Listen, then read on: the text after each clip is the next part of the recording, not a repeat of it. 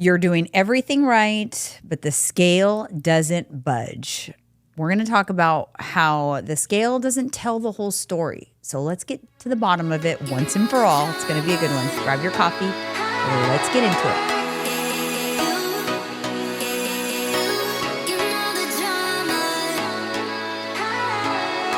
Let's get into it. This one is so important because I want to save it.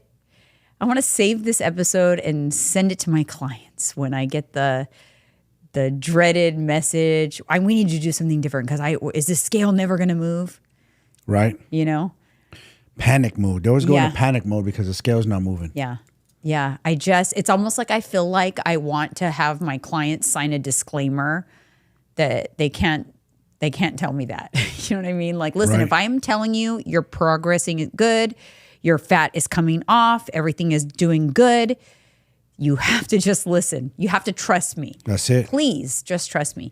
You know, So I like pictures because you could zoom in and show them the difference. Like, but you know what?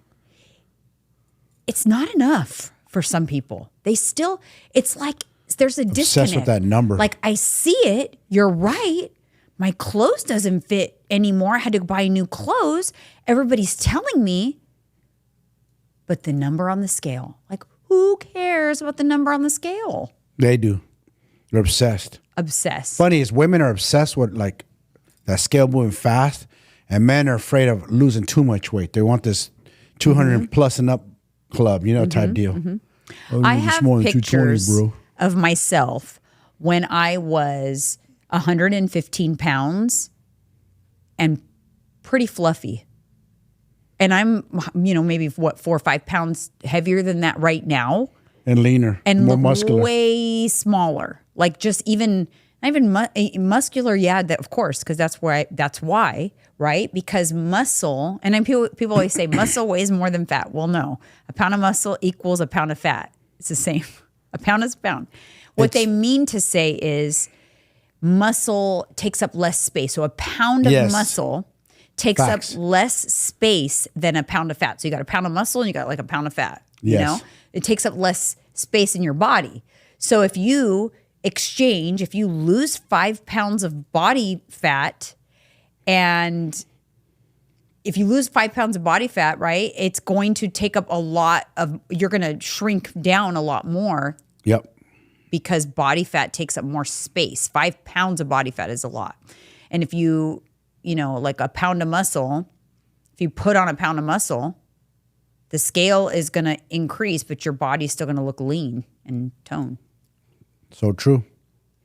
So, I mean, it happens all the time. And you got to understand too, when you're on a journey, especially when you're going somewhere you've never been, that's where the disconnect becomes, because typically that person got married to a number in their head that's like success to them. But the truth is, if you're going somewhere you've never been with your body composition, you're trying to put on lean muscle, you've never done this before, you're eating protein, all of that, you don't know what number you should land on, what that magic number is. You just don't know because you've never been there. Yeah, exactly. They're playing a guessing game with themselves. They don't really know. You just have to kind of like enjoy the journey. I know it's hard, but you have to trust the process. There's a process there, and it's not going to happen overnight. You didn't gain that weight overnight. You didn't put sheets of body fat on you overnight. It took some time. Well, it's going to take some time to undo the damage that you've done. That's just the way it goes. You have to be patient. You did that damage, nobody else. Yeah, so in today's episode, we're going to get into weight loss versus fat loss, why the scale is lying to you, and why you should just like try to detach yourself from that number that you feel like equals success. So we're going to get into that on this episode. But before we do, scan the QR code up on the screen. That's where you're going to get all of the important links related to our show, Candidly with Coffee, Spotify, Apple Podcasts. And that's where you could leave us a 5-star review, which I'd really appreciate. Subscribe to us here on YouTube, and follow us on Candidly_with_Coffee on Instagram. Also, the links on that QR code, those are all of our sponsors. So we've got Megafit, we've got Transcend, we've got One Up Nutrition, and we appreciate your support of those sponsors of our show. now, let's get into it. Do you have any experiences or even with yourself where you looked smaller but weighed the same? Looks smaller but weighed the same. You know what I mean? Like, does that happen with men a lot too? Because like I just explained, it happened. Like I have plenty of times in my life where I was 115 pounds, but I'm leaner now. I'm leaner. I'm smaller. I'm tighter. I'm smaller. My waist is smaller, but I weigh more. I could look back at a time where I was becoming a free man from incarceration. I weighed 190 pounds. Mm-hmm. And looking back, and I didn't feel very muscular. I felt lean, but I didn't feel muscular. Now, if I was to fast forward to today, I'm probably like 5 pounds lighter, and I feel way more muscular. And I'm a lot older. Yeah. I was a young guy. I was only 30 years old, a little bit of 30 and a half years old. Interesting. And I'm 50 now. That's how I feel. Like I feel I did it right this time. I just feel more muscular. Like I have a little more definition. I'm not just like a skinny body. Yes. But I weigh more, and I like wear a smaller size than I did when I was 115 pounds. And that used to be like, then that was the number. If I saw 115, nothing else mattered. That's what I wanted to be. Yeah, I probably looked like I was 180 pounds because I was so lean. You know what I mean? Yeah. And now I'm more filled out, more muscular. Yeah.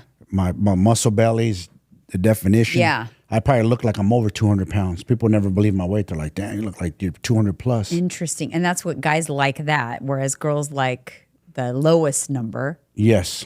That's for sure. Guys love that 200 and up kind of number. Yeah. So the thing about the scale that I know that people have common sense and they're intelligent people, but for some reason they don't correlate the fact that why do you think that the scale is only going to reflect the efforts of your fat loss journey? When you're weighing, even if you had 2 nickels in your pocket, that would impact the scale, but that's not your body fat. So why does it impact you? Obviously you take off, for example, you take off all your clothes to weigh yourself, right? But you can't go in there and pull out all the undigested food. No. You can't pull out the water retention from the excess sodium. You can't do that. You can't get that naked. Your scale's not just measuring fat. So why is it that when the scale moves, people panic and think it has something to do with, I gained weight this week. I must have done something wrong. No, you could have more waste in you. You could have more food in you. Yeah. You could have some inflammation. You could be nursing an injury. You could have more glycogen stored. There's so many variables. Yeah. But it seems so easy to understand that, but yet people they're not okay with it. They freak out. I know they do. Especially women. They don't see that scale start moving downward. They freak out. And me, when I am looking at my clients' progress pictures, the scale's like the weight, I kind of, especially depending on where people are at, if they're on point, like I know they're a consistent client, I don't care about the weight really. It's interesting. I don't care about the weight. I care about the pictures. Pictures. Okay, because the pictures will tell me the story. The scale doesn't tell me the story. I don't know when they weighed themselves, what they ate, I don't know all the variables involved, right? But I do know at their pictures, I can look at, I have them wear the same outfit. I usually go back 4 weeks, put it up side by side. Fat loss, cool, we're good. Keep doing what you're doing. You're good. It's like, what? But the scale didn't move. I don't care. Look at the pictures. Who cares? Body fat's coming down. That's all I care about.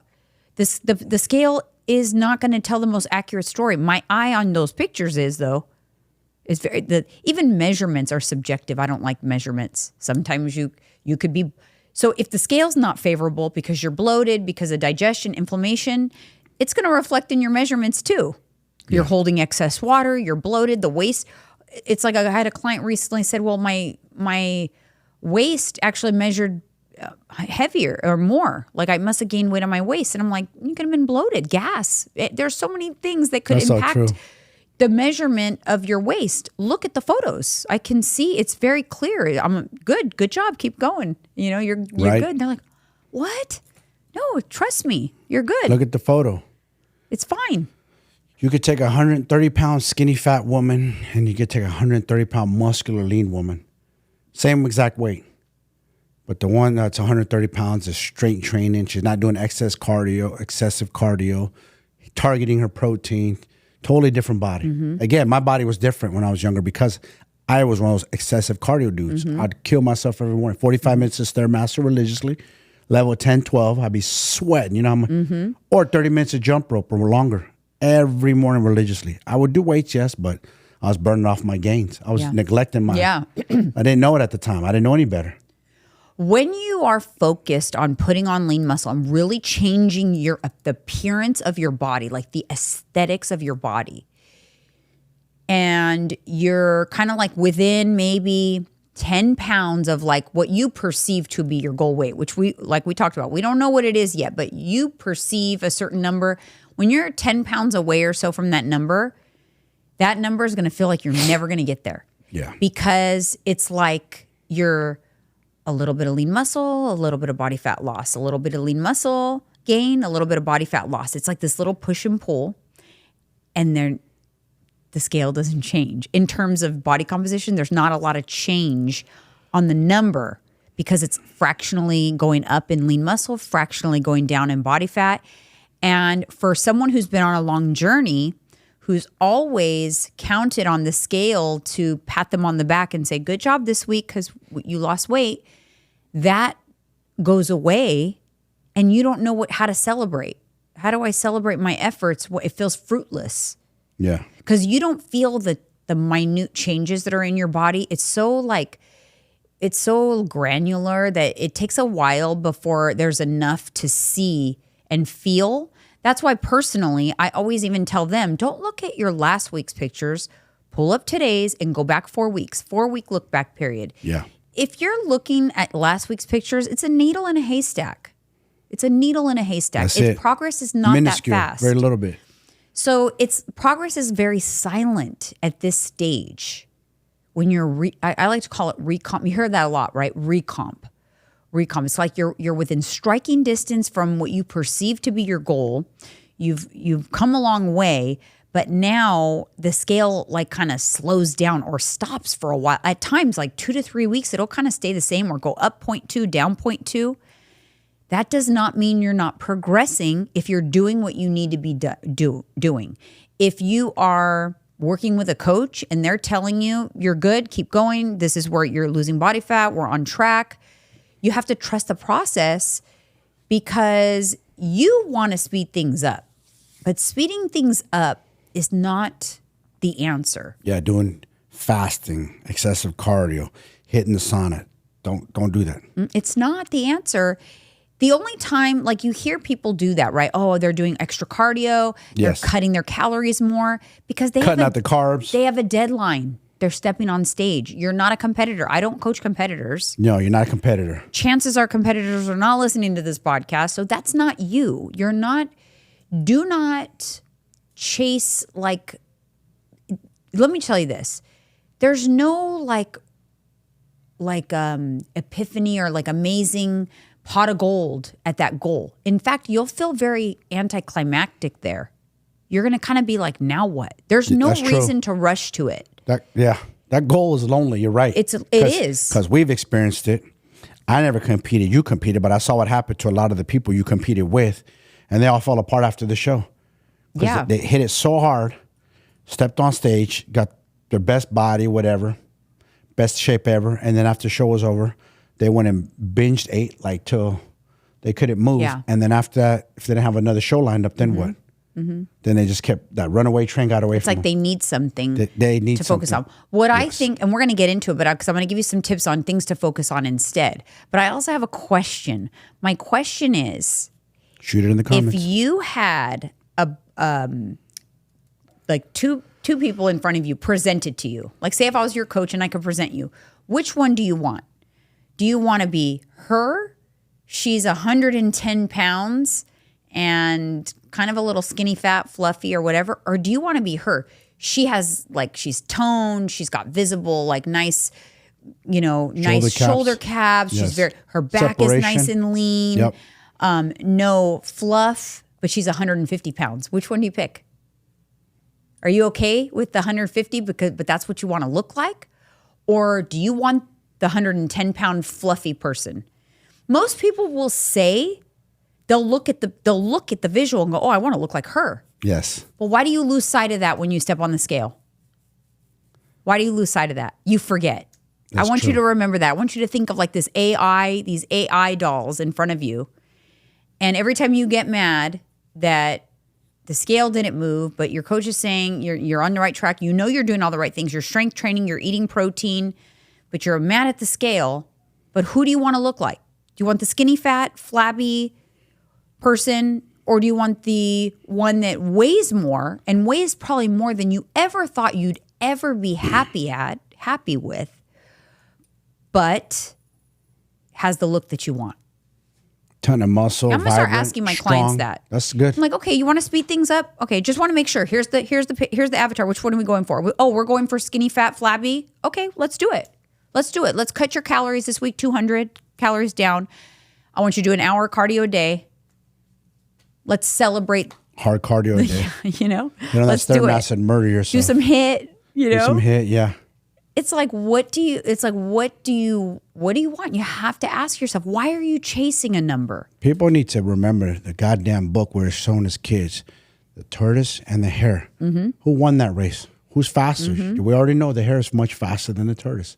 Mm-hmm. But who won that race? Because this hare came out of the gates, guns ho, and then conked out, and that's it. That's what's going to happen to you guys. You're going to hit a wall, conk out, and you're going to tap out. You just cruise, you're cruising along, and you drop it slowly and building slowly. Mm-hmm. You're going to last longer in this game. Where you going anytime soon? What's the rush? Like you said, are you stepping on stage? Are you competing? No. So stop trying to be like a competitor. Mm-hmm. It's like too many guys these days trying to like eat and train like bodybuilders. Are you a competitor, bro? No. Then stop trying to be one. Mm-hmm. You're not one of them. Let's take a little break. I have some thoughts, but we'll get back to it after this break from Megafit. Hey everyone, you know I'm all about making life easier while staying on track with your health and fitness goals, and that's why I love Megafit Meals. Megafit Meals is your go-to for macro-friendly meal prep that tastes amazing. Whether you're crushing your fitness goals or you just want a convenient way to eat clean and delicious meals, Megafit has you covered. They've got everything from high-protein favorites to keto-friendly options and everything in between. Plus, the meals come perfectly portioned, ready to heat and eat, saving you time and stress. And the best part, you can save on your orders by using my code, JEANINE at checkout. Head over to megafitmeals.com and check it out. Don't forget to use my code, JEANINE, because when life gets busy, Megafit Meals keeps you on track. People that they've already figured out consistency, like they got this. They're doing it. They know what to do. They're hitting their macros. They're getting their workouts in.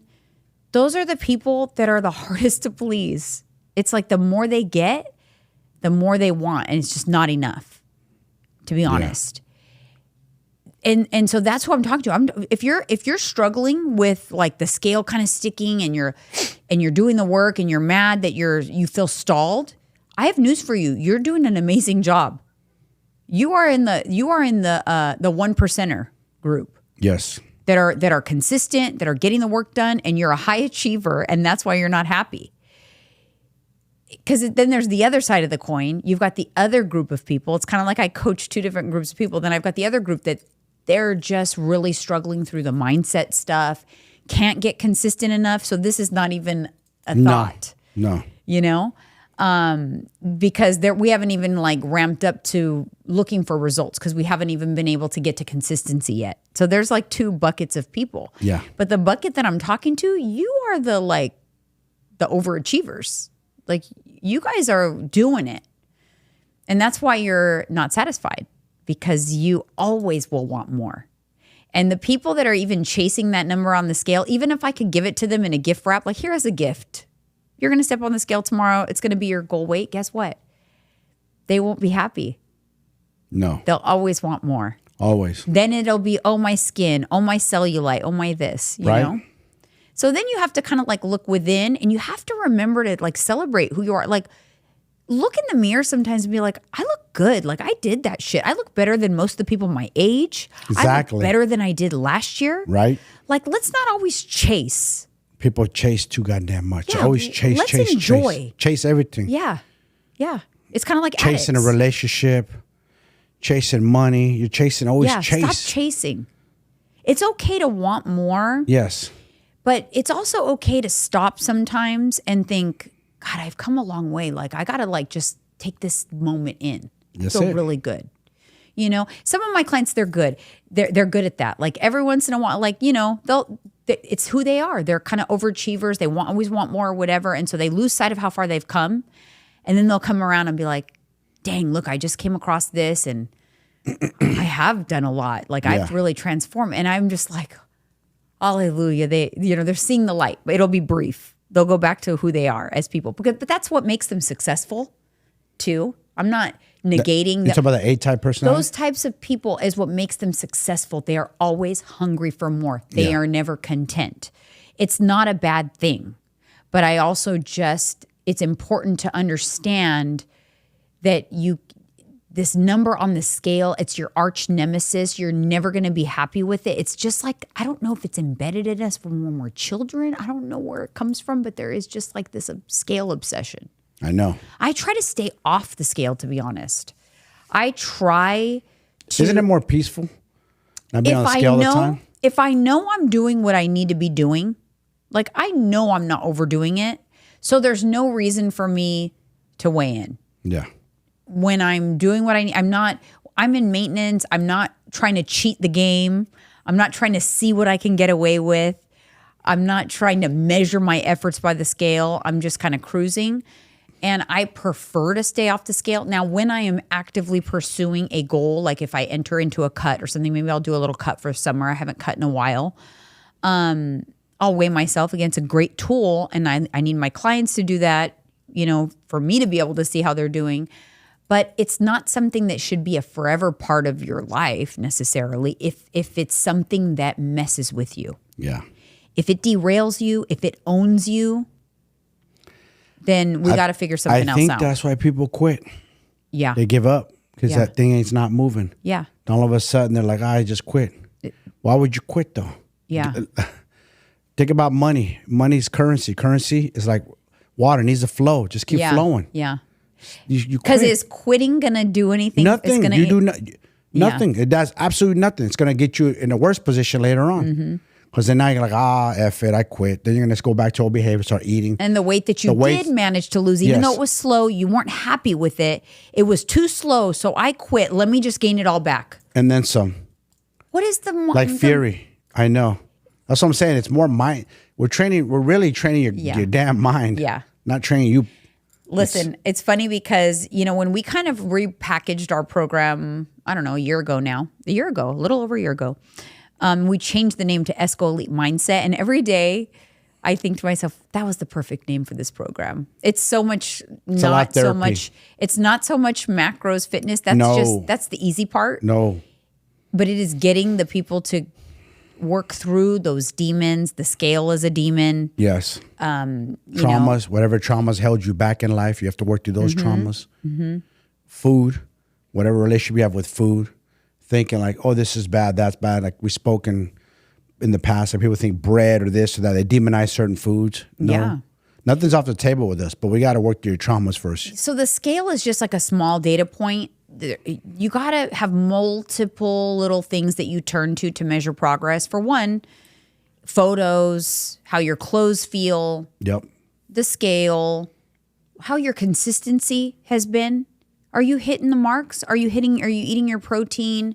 Are you, it was funny. I had a coach call, a group call, and client piped in. She goes, my progress is a little slow. I'm not sure if these numbers are right. I'm like, well, are you being consistent? She's like, yeah.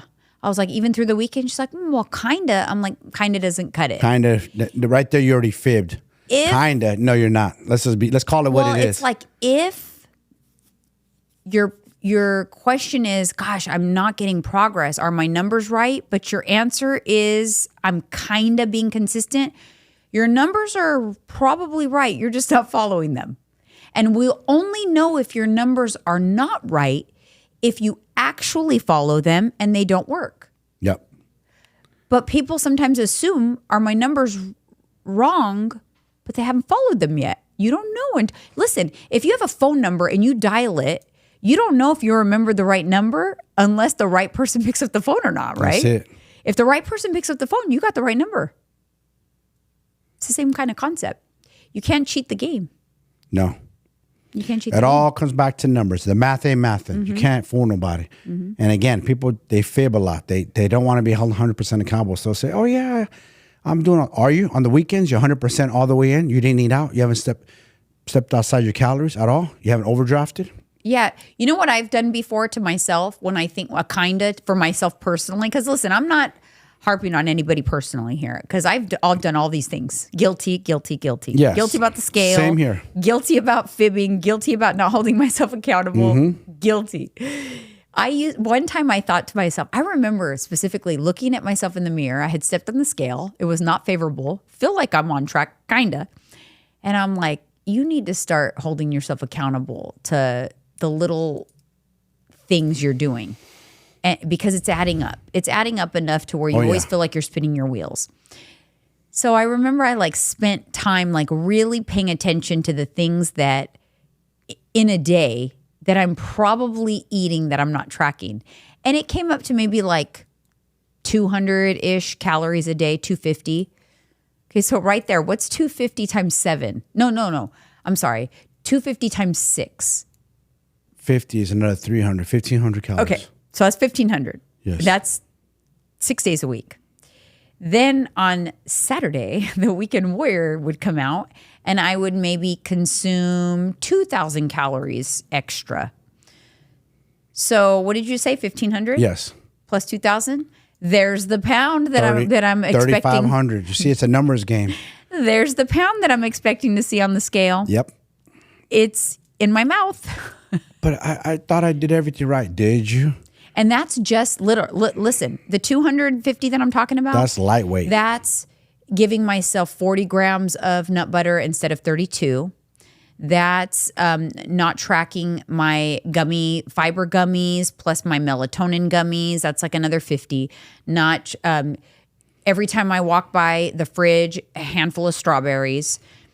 That's, not measuring my Parmesan cheese on the dinner. Yep. There it is. See? There it is. It wasn't much. It's not like I pigged out. I felt or even I a little tracked. small little handful of chips sometimes. Yeah, that's just it. a little. It adds up. But people don't think that. They don't count that. They forget to add that part in. Mm-hmm.